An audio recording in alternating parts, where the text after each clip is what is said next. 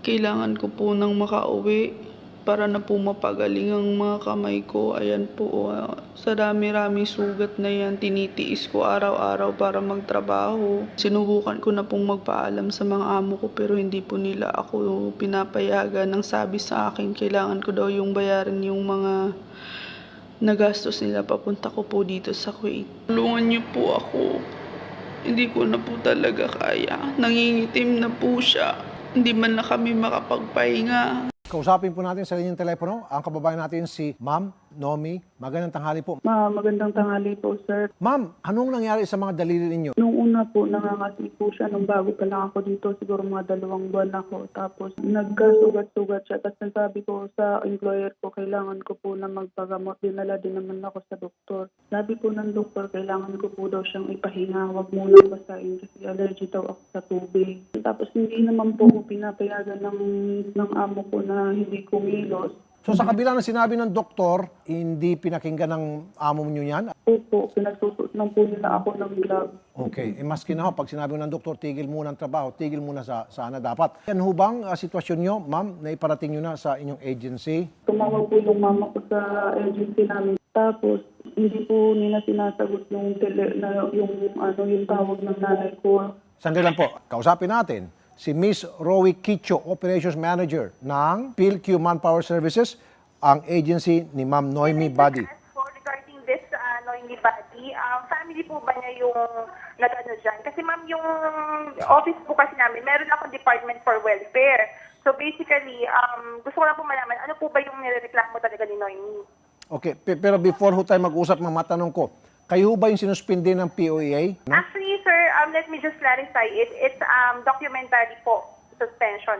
Right now, no processing at all. But we can assist po, let's say may problema or mag-withdraw ang isang aplikante, we can handle that one po. I see. So ito pong sa kaso ni Miss Noemi Badi, pwede nyo bang ma-handle ito at mapauwi na po natin itong pobre? Yes, sir, no problem. But sir, let me just coordinate dun po sa foreign placement agency namin, which is FRA po sa abroad. We can get back to you po, Sir Rafi. Sige po. Mamaya, ma'am, bago mag 4 o'clock, babalikan po namin kayo. Usap ulit tayo para malaman po namin kung talaga meron na pong nangyayaring action po sa part po ninyo. Pwede ho ba, Miss Rowie?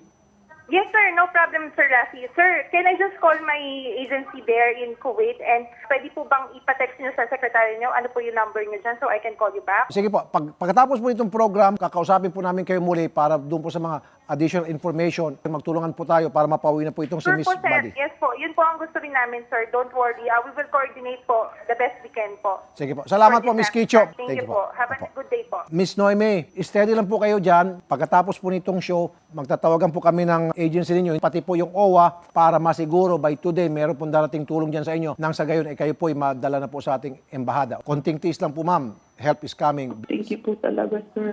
God bless po, Ma'am Noemi. Ingat po.